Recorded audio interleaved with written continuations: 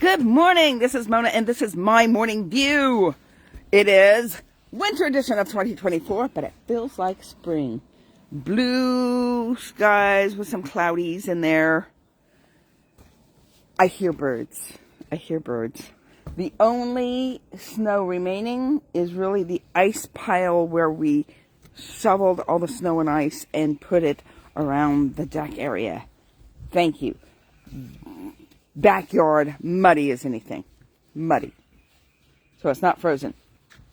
It says it's 40 degrees. I do not believe that. It's probably maybe around 37-ish. It is definitely not freezing. I do not have a glove on this hand. So if it gets cold, I'll just tuck it into my jacket. All right. So that is the weather report. Now, to move on to more pressing things. All right. Memory Monday. So I was going to go Memory Monday, day, as I went through the time warp to go back all the way back to when I was a kid. And I was thinking about something. What was I thinking about? I was thinking about a trophy my brother had. See, I didn't have a trophy as a kid because we didn't have girls' sports when I was a kid in my town. The only sports they had in my town was Little League Baseball. Little League Baseball did not allow girls to play back in the day. And so I don't think that changed until sometime in the 70s with the Bad News Bears. You can't have a girl play. She was the best player. Something like that. All right. So here was this trophy that my brother had gotten. And he was really irritated. And he said, because the trophy had the baseball player all crouched down with the bat behind his shoulder. And he was ready to swing. And where he was crouched down, my brother said, you see that spot right there? They should have put a bench there. A bench. Meaning all he did was sit on the bench. That happens a lot in baseball. That part hasn't changed. They play the good players, right? But he got a trophy. He did get a trophy for just being on the winning team. That wasn't back in the day when everybody got the trophy. That was the winning team got the trophy. It wasn't huge. It was a small trophy, probably about maybe 6-7 inches. It was probably a 6-inch trophy with a 1-inch base, something like that. So there was a conversation that was taking place on Sunday about making decisions. And so I'm sitting there going, making decisions. You need to make decisions because there's an individual that just lets life happen to them. And then they complain that life happens and that nothing happens for the good. You know, it just happens. You know, there's a decision that comes up. Making no decision is making a decision. That's what they're saying, which is true. Making no decision is making a decision, but it's taking out your ownership of it. So now all of a sudden, it's not your fault. You didn't make that decision. Life made that decision for you. And when you go through your life making a decision and stepping into that decision. What does this have to do with a baseball and my brother's trophy with the bench that should have been underneath the buttocks? All right, so this is the deal. He signed up. He went to practice every day. I mean, every day that they had practice. Good morning, Ray. I don't know if the sun is shining in California because I don't know if it's up yet, but I think it is. I think it's up. All right. So what happened is he signed up for the baseball team, for Little League. He showed up to the practices. He showed up to the games. It wasn't up to him whether he played, so he sat on the bench. And a lot of parents were advocates for their children to play. My parents didn't play that game. So he sat on the bench.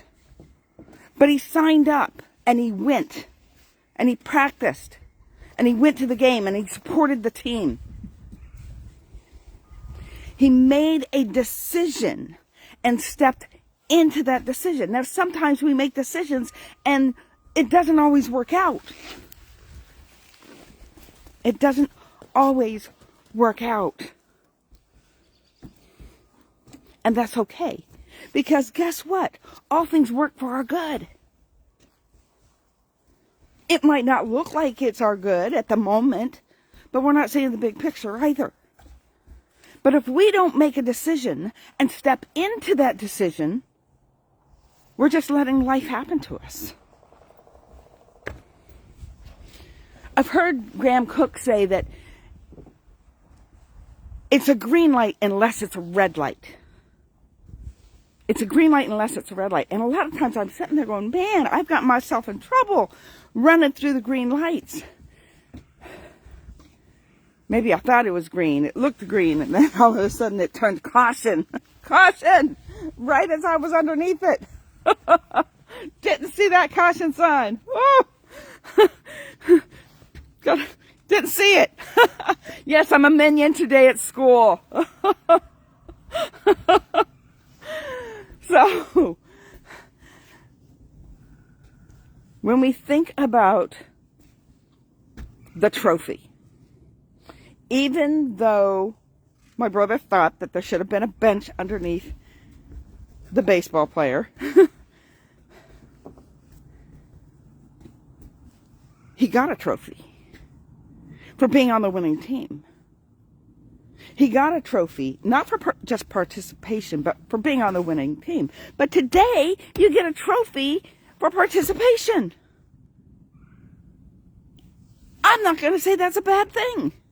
Usually we do. Usually we joke around about the participation trophy. But look, you showed up. You made a decision. Okay, maybe your parents signed you up for it. I get it.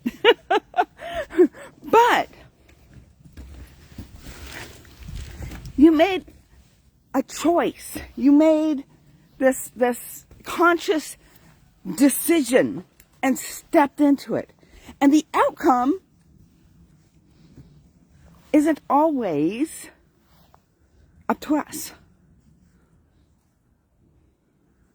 And it's okay.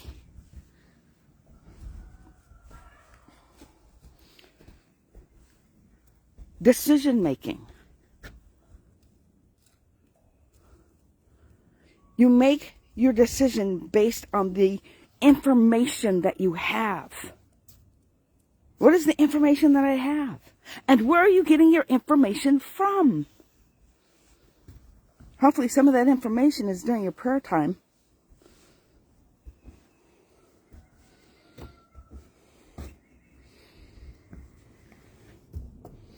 When I was talking about that green light and that red light, back in the day, that I always say, oh, you got to wait on the Lord. Don't move until the Lord tells you. Ray, if you have any comments, go ahead and comment in the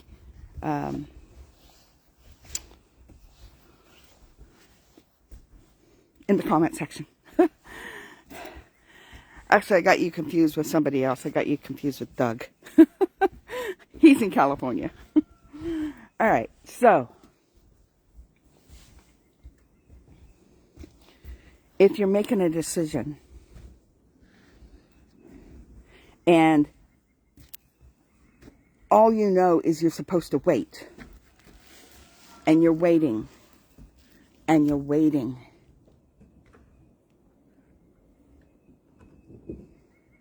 and you're waiting, and then the decision process passes by because the time has elapsed. And now you haven't done anything. And the decision is gone. And so you've missed your opportunity for that decision. Now there are times when other opportunities come. But the more you do not make a decision, the less opportunities come. Or it could be the less opportunities you see. They're there. They're there, but you don't see them because you have toned your eye and your ear away from the decision-making process. Sometimes you don't make decisions out of fear. Fear will stop us from taking a step. Sometimes we sign up and then we don't want to take a step after we've signed up because of fear. What if it'll work? What if it won't work? The what if game.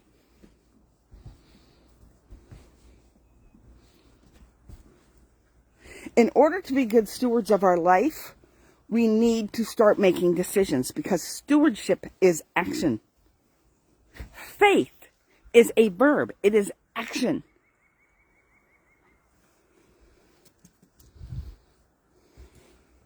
I know what you believe by your behavior. By how you behave tells us where your faith level is.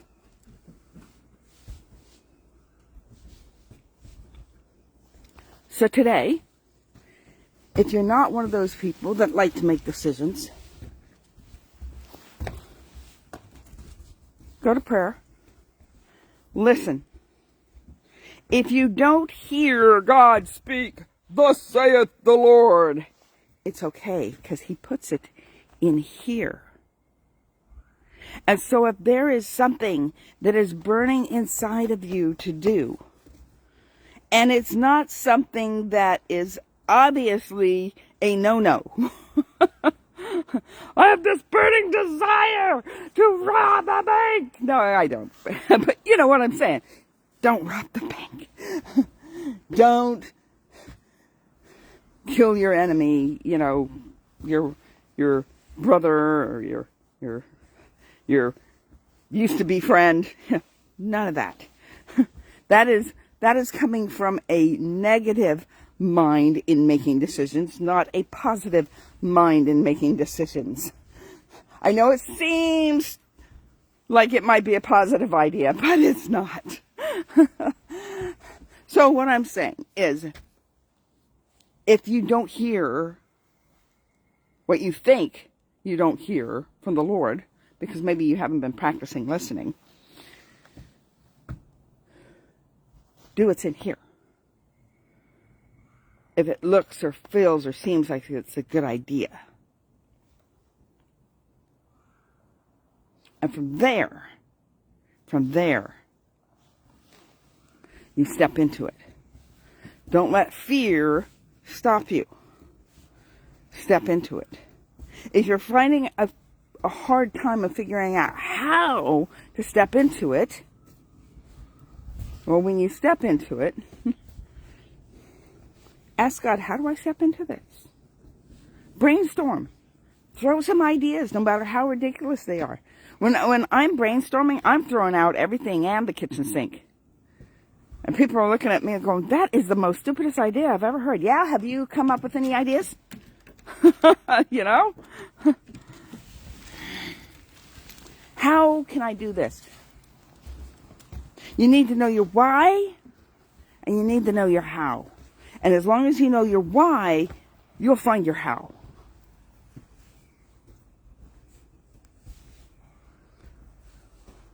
So make the decision on information that you have that's in a positive realm, whether it is information from the Lord, information that you've read, information that you've heard, information that you felt in your senses. Information comes from all different sources.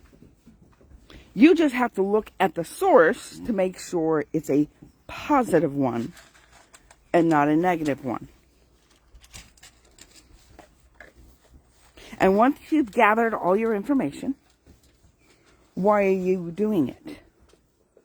What is the motivation for doing the thing? It's like I said earlier, you know, my brother signed up for Little League.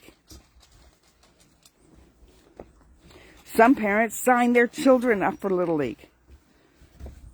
They didn't have a why. The parents had the why.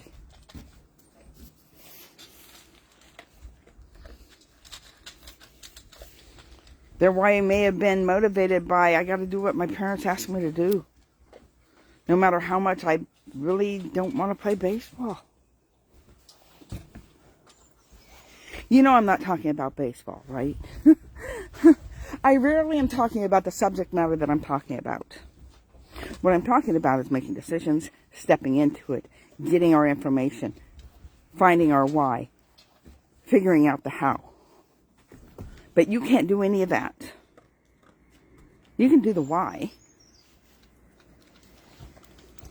You're really not going to figure out the how until you figure out the why and you make the decision to do it. Because you're not just given a puzzle with a picture on the box. God has that. He has the whole picture. He'll give you a few pieces. Now I've got this little Advent puzzle. Every day you take out a little box, marked 1 through 24, and inside that is a puzzle within a puzzle. So it's a puzzle. It's a complete puzzle. But the next day you pull out a box and it's another puzzle, and it's connected to that puzzle. And you don't know what the complete picture looks like until Christmas. Yeah. It gets unwrapped a piece at a time. It gets discovered one piece at a time. I'm not afraid to open up the next box. What does the next puzzle have? Oh, whoa, I'm missing a piece of the puzzle. What happened to it? It fell underneath the table, underneath the chair. The cat absconded with it to go play with it. I've had some puzzle pieces with some teeth marks in it. Same thing in life.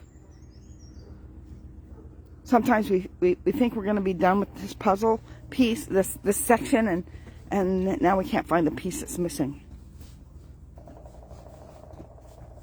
There's a centerpiece that's missing until you look for it, until you knock. You knock and it'll be opened. You seek and you'll find. When you have Jesus in your heart, I know he's sitting at the right hand of the Father, but through Holy Spirit, God is everywhere.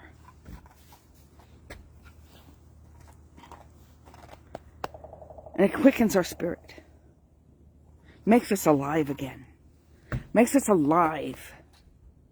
And that is the most important piece to the whole puzzle. It is the very centerpiece.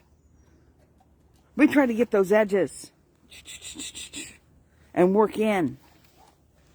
And God's working from the center out. He's working from the center out. But he can't do it if you don't sign up. If you don't step out.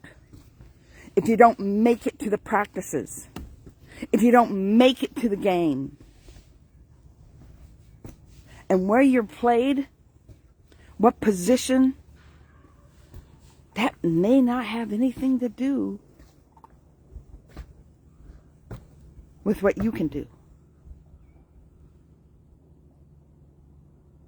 And it's okay. That is my morning view. Blessings, everybody. Have a great day. Thank you, Ray, for watching. And, yeah. Catch me tomorrow for Tips Tuesday. All right. Now my plug. I should have plugged it in sooner. Other than like, subscribe, you don't do that on Facebook. This is for my YouTube people. Like and subscribe. Hit notifications. Do all the bells and whistles. Those that are on here, go over to my Mona E. Harrison YouTube page. It's a little clunky right now. I'm still learning how to do it. I'm still learning how to to do the lives. I found out I need to turn my camera around for YouTube versus vertical for Facebook. And I need to just learn how to do it within 3 minutes until I get 50 subscribers. Once I get 50 subscribers, it's supposed to open up a little bit more for me. I can do it in 15. I usually don't. But I can do it in 15. But the 3 minutes, I mean, I barely get an introduction out. So, go over to my YouTube page. Like, subscribe, hit notifications, get all the bells and whistles.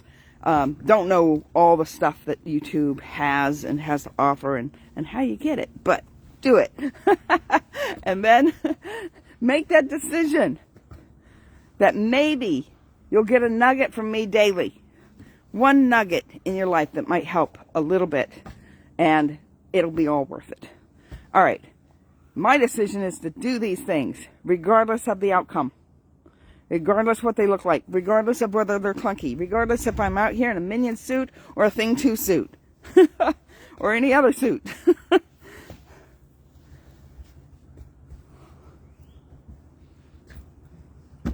And I have a why. And I might share that this week. All right. Blessings, everybody. Have a great day. I will see you tomorrow for Tips Tuesday.